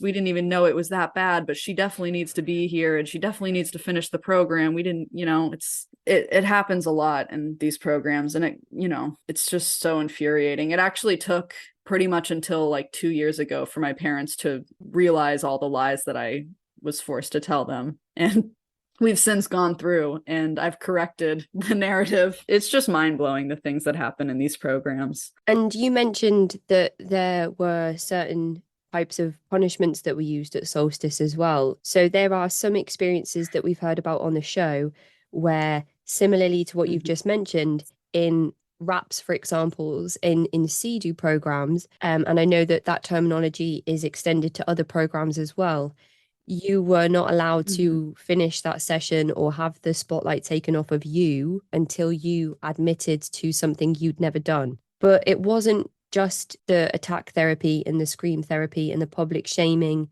that were used as forms of control and tools of punishment.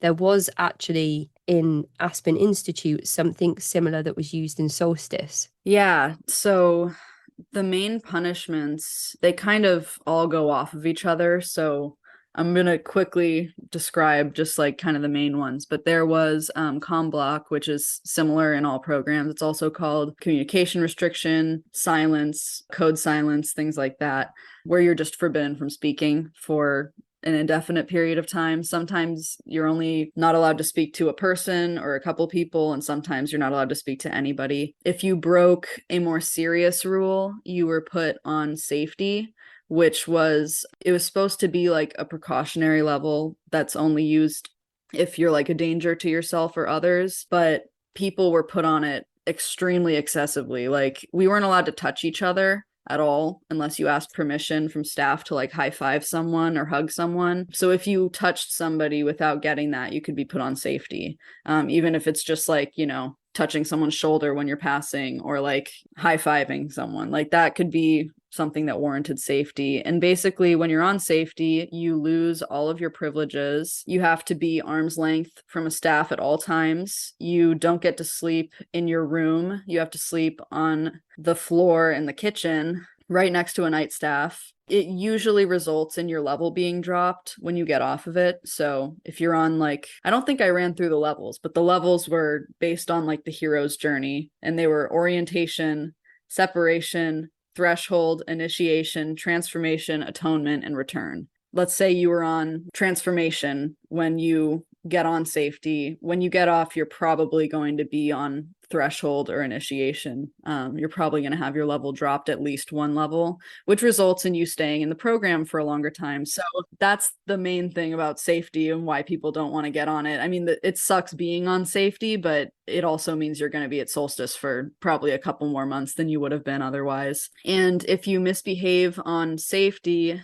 they have something called basement restriction, which is where you are literally confined to the basement of the lodge 24 hours a day. You're not allowed to leave to do school. You eat all your meals down there. You are automatically on comm block. You're literally just in the basement. You're only allowed to talk to the staff member that has to sit with you, and you're not allowed to do anything except for work on your safety assignments, which are basically just written assignments about how you violated the safety code and what you're going to do to not do that in the future. And then in order to get off of safety and basement restriction, you have to go in front of the safety council, which is a council of higher level students. I was on a few of them when I was close to graduating, and they make you basically go up in front of this panel of your peers that are on upper levels, and you have to explain what you did to break safety code, go through all of your assignments, and then we as the panel were basically in charge of recommending what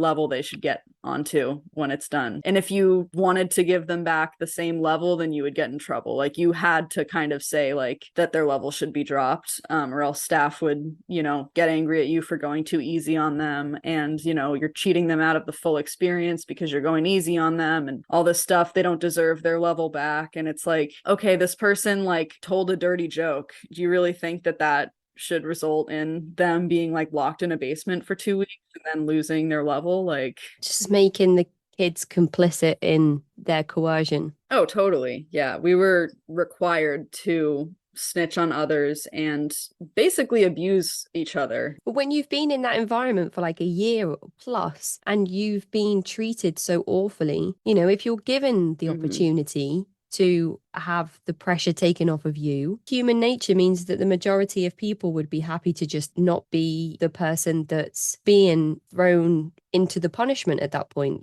whether that meant that you were complicit in doling out the punishment yourself, which again is probably how a lot of people end up on these programs as staff members.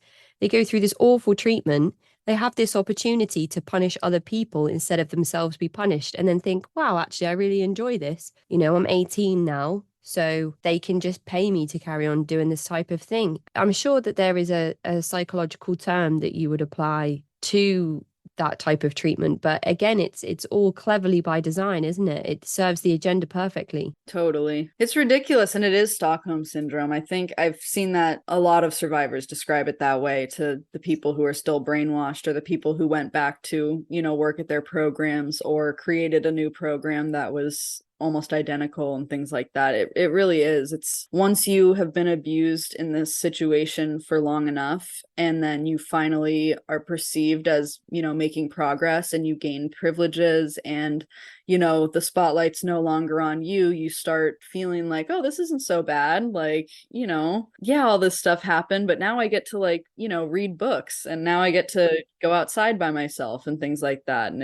it really is all by design, this whole behavior modification. Just as you're coming towards the other end of it as well, you mentioned it was towards your graduation. When you leave, you might be less inclined to report all of the abuses that you were forced to endure whilst you were there. Exactly. Ugh. So when you're on this communication block, we've heard this be put similar in other programs called mattress restriction, is the same as the basement restriction that you mentioned there, where somebody is told they have to sit on their mattress with one member of staff watching them all the time. We've heard it called table restriction, silence restriction, where people have to wear signs around their necks or a certain colored t-shirt that tells everybody that they're not allowed to make eye contact with anyone, that they're not allowed to speak to anyone, and all they're allowed to do is sit at their table and do writing assignments, which are used again then in public shaming or in family therapy.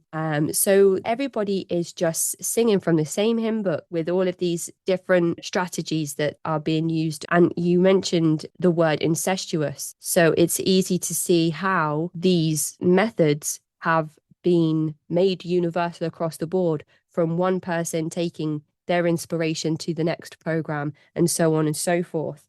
We've talked a little bit about your relationship with your parents now, but I wondered what life was like for you after you graduated. Did the program have any merit to it whatsoever?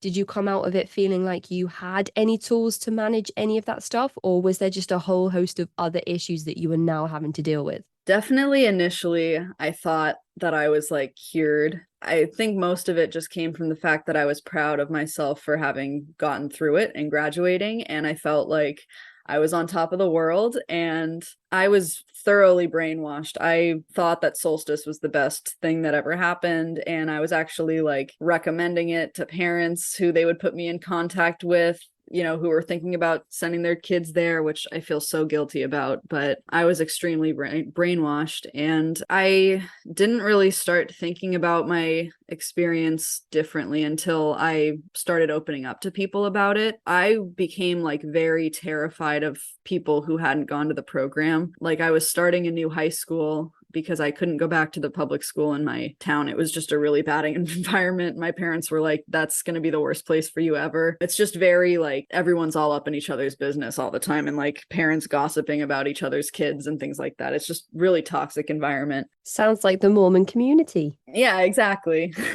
So I went to this private school, and I was very anxious about it because I didn't know how to function outside of the program. I felt like I had a new mind, and I didn't know how to process situations outside of the program. I felt super codependent on the program. And the Solstice actually told us that once we got out, we shouldn't tell people about where we were. We shouldn't mention that we went to, an RTC, or, they'll think you're crazy. They won't understand it. So they pretty much told us, like, don't tell anybody about your experience. So I didn't for a long time. I went to this new school, which was the best high school I went to a lot of different high schools, and that was easily the best one. I ended up having to repeat junior year because the school at Solstice was a joke, but that was fine because I was young for my grade anyway. So I repeated junior year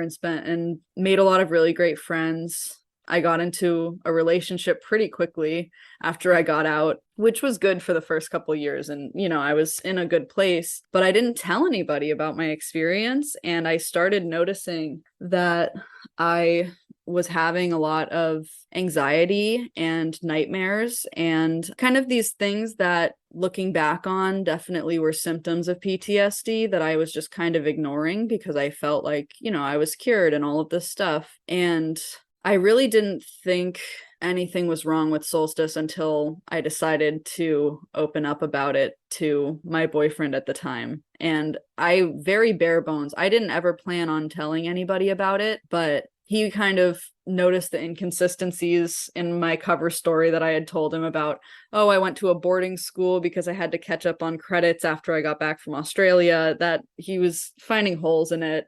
And one day I just decided to tell him a very vague description of it, and he was absolutely shocked. I didn't even get into some of the abusive stuff. I didn't get into pretty much any of the abusive stuff. I just basically told him it was an RTC and it was really strict, and described some of the rules and the assignments we had to do, whether that be wearing a sign around your neck saying these are my issues, ask me about them, or there was a girl that had to carry around a 50-pound backpack filled with rocks for 6 months because she couldn't let go of her problems, and they were supposed to represent all the things she was carrying with her, whatever. Things like that were not the worst things, but they were still messed up. And my boyfriend at the time was shocked. He started crying and literally cried for the next 3 days straight, pretty much, anytime that we talked about it or he thought about it. That was kind of in my mind when I was oh wait, maybe this place wasn't that great. And I started reflecting on it and thinking back about it. It was the veil had been lifted. I all of a sudden I was oh my God, none of that was okay. And from then I just kept remembering more and more stuff. And that was at the end of my junior year. So it was a little bit less than a year after I got out. And then my senior year, I was taking a memoir class, and I decided to write my final project, or my memoir, about my time in Utah. And I wasn't sure if I was ready to kind of process it, but I was why not? So I met with my teacher beforehand, before I started writing it, just to make sure that it was an okay topic to talk about. And I was telling her some of this stuff, and she was just staring at me, mouth open, just are you kidding me? Are you like, are you kidding me? And she started crying at some parts. Like, I felt so bad because I was like, I really want to, like, I don't know, get this on paper before I, forget things. And that was another moment where I was like, okay, this was really messed up. Like, I have my teacher in here crying. Well, she's a person that's given her life and career to educate others in a safe environment,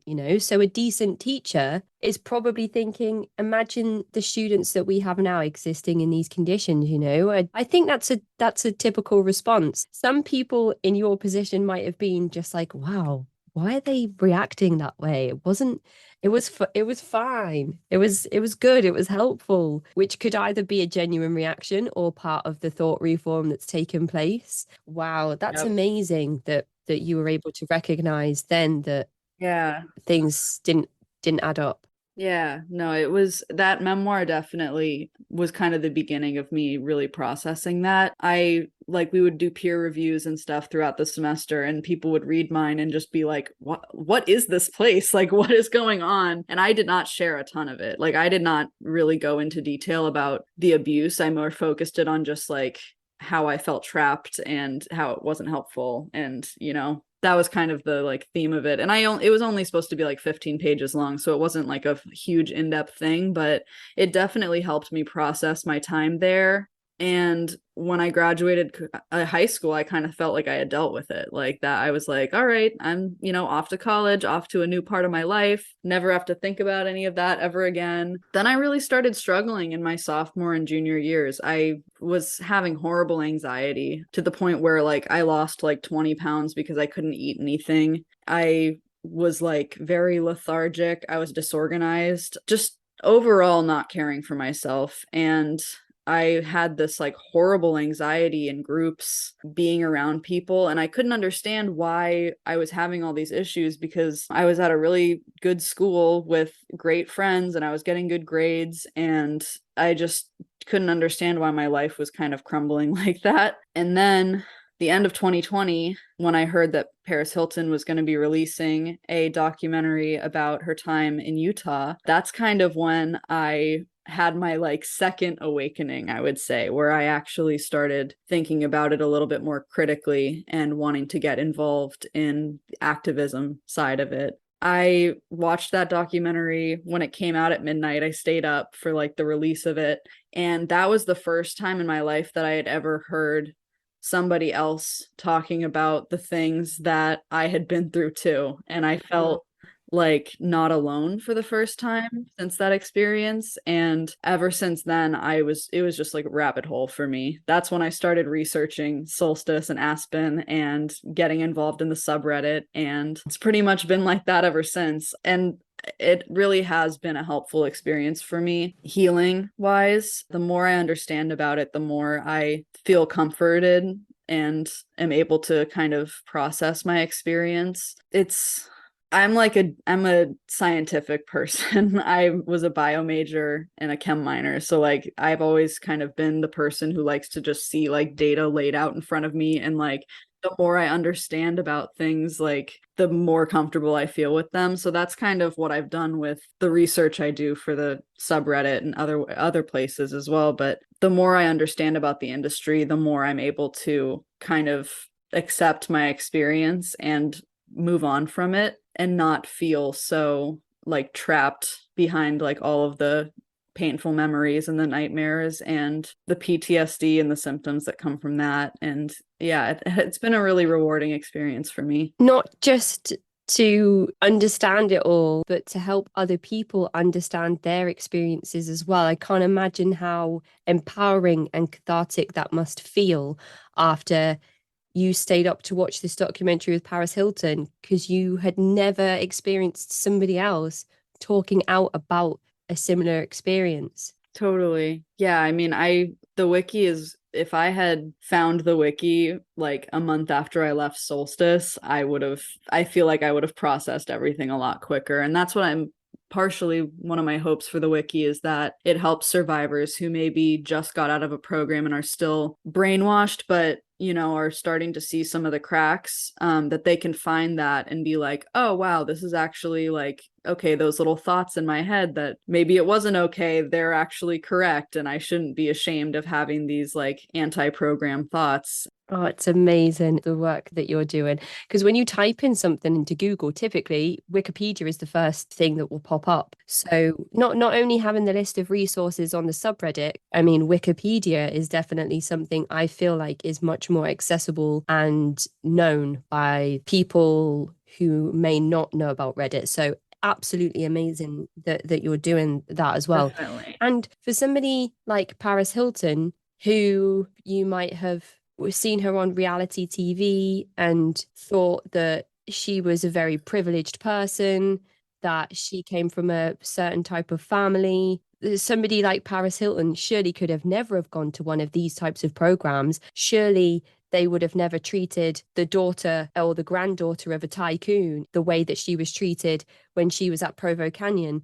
And then she's like, yes, all of these things happened to me. And then you start to see Paris Hilton in a completely different light. But you also start to realize that any single child can be placed into one of these programs under the right set of circumstances, no matter their background, and be subjected to the same type of abuse. Exactly. And there are actually so many celebrities' kids who have gone to troubled teen programs. It's actually shocking how many there are. Like a couple other celebrities have come out since, and people who, either their parents are famous or they get famous later. It shocked me just how many survivors there are. I felt super alone when I was in Utah. I thought that like Solstice and Aspen and Island View were like the only programs that existed, and I was very wrong. And of course, I mean, it breaks my heart that there are so many survivors, but it also, I think, is very empowering that so many of us are like deciding to finally speak up about it. And there is strength in numbers. Like people are listening to us now, which has never happened before, really, in the history of, this advocacy work. And of course, when you talk about there being so many survivors, there are also a lot of people that aren't here today because of their experiences within the troubled teen industry, or at least their experiences have played a part in an individual's decision to take their own life. And on top of that, there are people who have died as a result of being a part of one of these programs that hasn't been from a completion of suicide, but actually from medical neglect. These are the type of headline articles that are creating waves within the certain areas of America, looking at the troubled teen industry and saying, oh my goodness, kids are dying inside these programs, but it shouldn't have had to get to that point in the first place for people to recognize that things needed to change. Exactly. The biggest news story with the biggest momentum at the moment is the Agape boarding school, and then there is the other case at the moment which seems to be picking up some traction around the girl from Maple Lake Academy as well. So Agape boarding school, it's in Missouri. I haven't been following the news as closely as I probably should be. I've had a pretty hectic last couple months, but a lot of survivors are speaking out and trying to get that program shut down. It's had years and years and years of abuse, and there are some very vocal survivors in Missouri who have been campaigning for a long time and meeting with legislators and everything. And actually, it's related to it had a girls program that was kind of connected, Circle of Hope, which just got shut down, I think last year or possibly late 2020. I think it was last year. And the owners were arrested and charged with rape and abuse, among other things. And that was spearheaded by their own daughter, actually, the daughter of the people who own the program. So a lot has been happening in Missouri recently. It's good to see, but it's equally as heartbreaking that so many horrible things had to happen before people finally decided that it was enough. And the Maple Lake Academy situation is just as heartbreaking. A girl dying due to medical neglect, and that's what it took for Utah to finally step in. And they said they were going to shut the program down, but they didn't.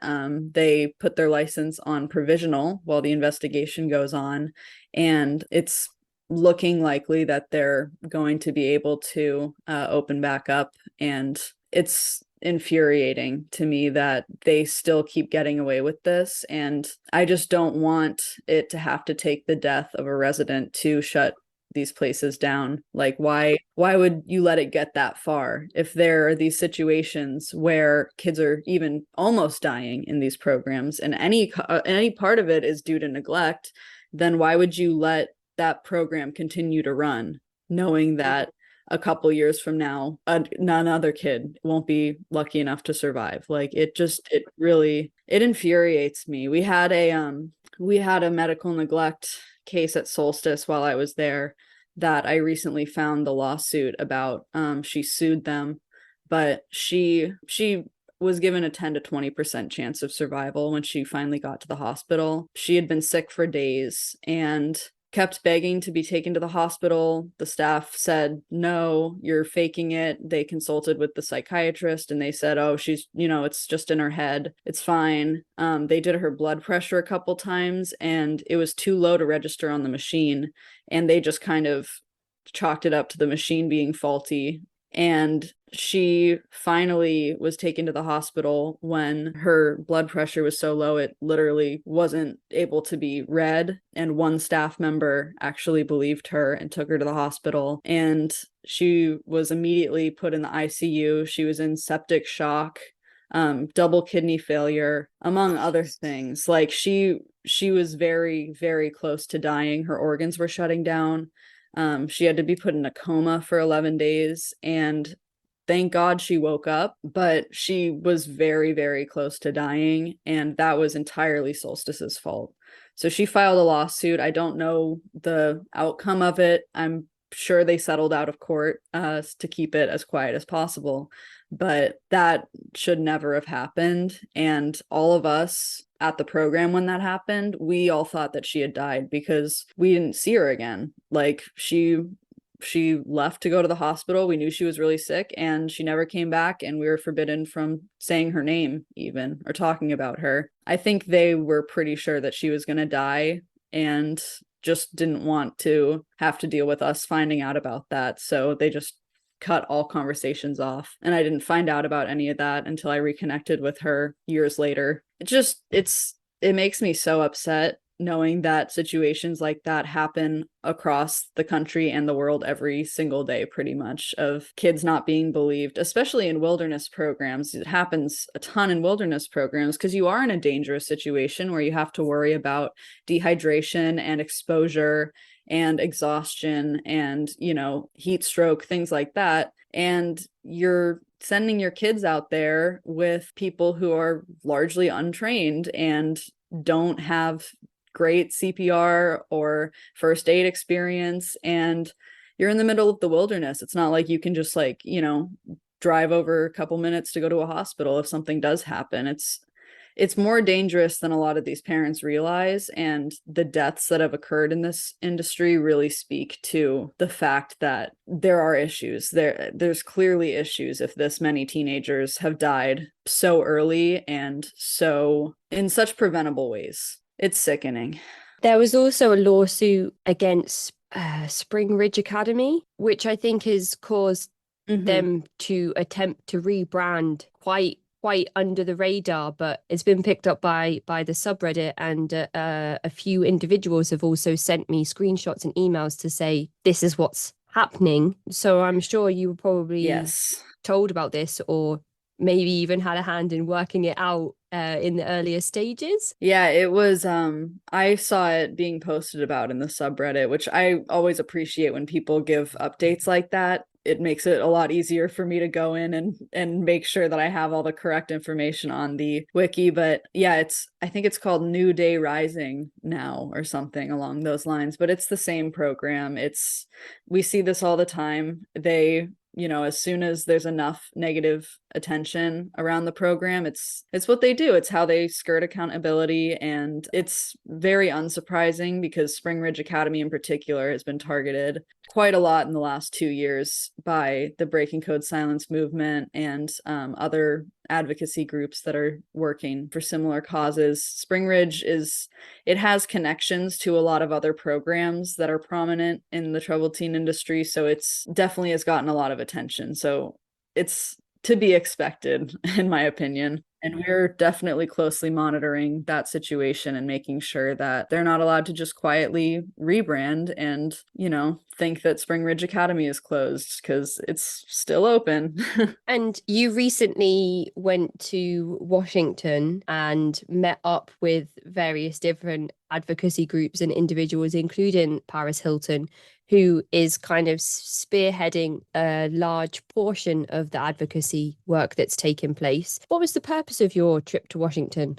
So originally we were going out there to support the introduction of a bill. It has two names kind of, but it's the Accountability in Congregate Care Act, which would be the first kind of federal legislation that would put federal oversight on troubled teen industry programs and other congregate care facilities. We were going to introduce it. It's not being introduced yet because of some, issues with the government and other things like that. But we will be introducing that soon. And I'm unsure if I'm going to make another trip out to DC, but the trip was still incredible. We were able to do a lot of local advocacy. We met with a few senators' teams and congressmen's teams just to let them know about the troubled teen industry in their state. And it was great to be able to provide them with facts about the programs that are in their states and,